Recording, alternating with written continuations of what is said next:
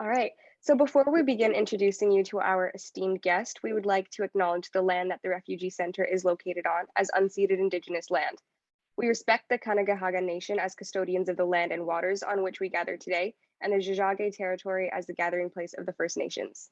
Welcome everyone to the Refugee Center's election guide series, in which we are covering the topic of immigration with Montreal's political candidates.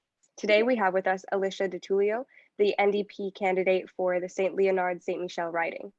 Hello, Alicia, and thank you so much for joining us. To get started, would you like to introduce yourself and explain a little bit about why you felt it was prevalent to speak with us today?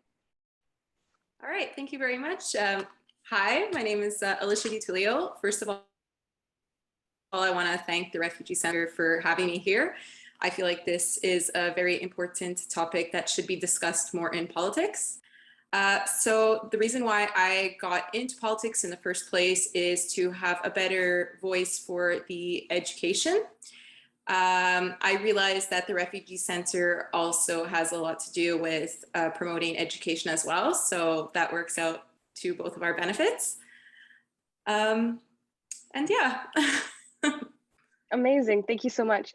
So to get us started, our goal here is to inform our community on various political issues that affect immigration and how your party would generally confront these conflicts. So Lauren, would you like to get us started here? Yeah, of course. So it is my understanding that you have some experience within the educational system. How do you feel we can better support refugees within our education? I do. I work with special needs students with the English Montreal School Board. I don't have any say with what goes on in the curriculum, as I am not the teacher in charge of speaking to the classroom. I am more working hands-on with the special needs students. However, I am in the classroom and I do hear what is being taught. I do work with elementary school students. So it is quite young to be teaching about refugees and immigration. However, I think it's a perfect opportunity to open them up to the subject. Yeah, I'm not too sure what the curriculum is in regards to teaching about refugees and immigration.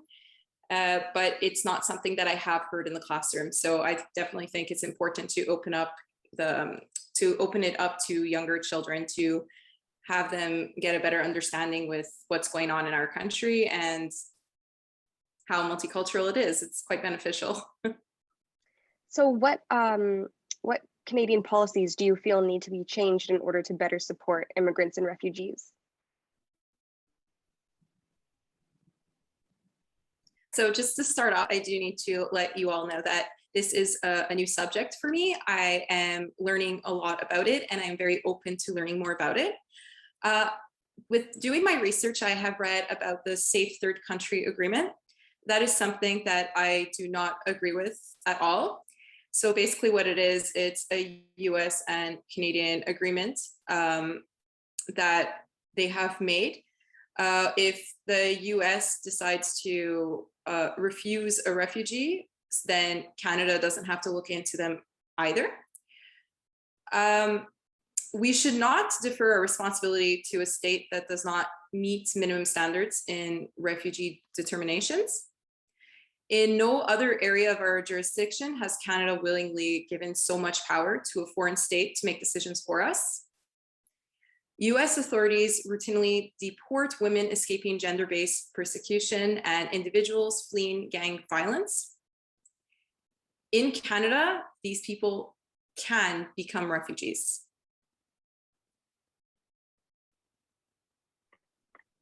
Great, thank you so much for your answer. So what narrative do you feel we need to adopt on the topic of newcomers arriving in Canada? So I've heard many times that refugees are a burden to Canadian taxpayers. I feel like that is something that we need to work to get rid of, that narrative. Refugees contribute to Canadian economy as very few are unemployed. The situation for refugees improves as they spend more time in Canada. After doing a lot of research, I found out that most refugees join the middle class within 5 years after their arrival. Basically, the way I see it is that refugees are an investment to Canada.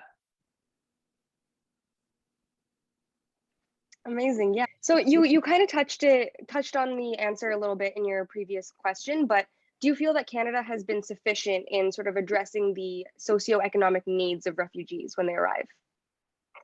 Definitely not. I feel like this topic has been kind of hush hush when it comes to the government. I feel like it needs to be spoken about a lot more with our MPs and our Prime Minister. I feel like only once it's being spoken about will people in Canada actually understand what's going on. Great, thank you so much. So what would your overall approach be to immigration enforcement at Canadian borders? Okay, so as I said, this is still something that I'm learning a lot about. After doing some research, I've realized that it's a very hostile environment at the border. From what I understood, they are people claiming refugee status or trying to immigrate into Canada at the border, they are brought into a small room where an officer meets them, and just that environment alone is quite hostile, especially for people that are coming here to our country to become a refugee. They already have a lot of trauma on their plate, which is why they're wanting to come to our country. So I feel like that would have to change. We do need to work with the provinces to address gaps in our settlement services. Amazing. And to wrap things up, how do you plan to represent refugees and immigrants of Montreal in Parliament with respect to your party's platform?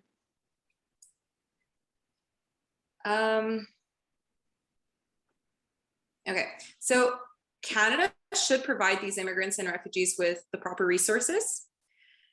I know many are coming here and they have to learn new languages.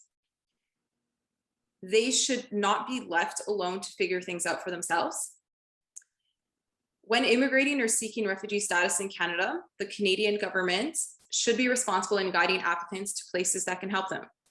Places like the Refugee Centre that helps integrate them into society.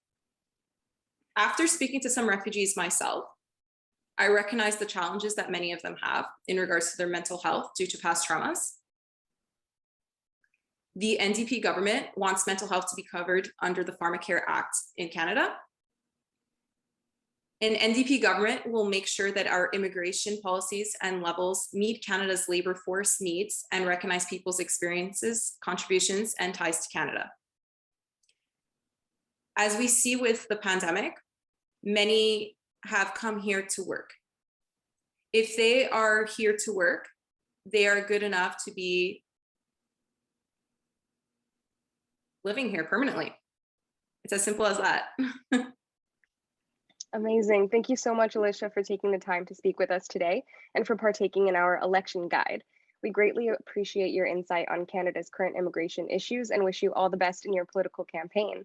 And thank you to all of our viewers for tuning in and staying informed. And just a reminder to get out and vote on the early voting days or on the 20th of September. Thank you so much for having me. Thank you. Thank you.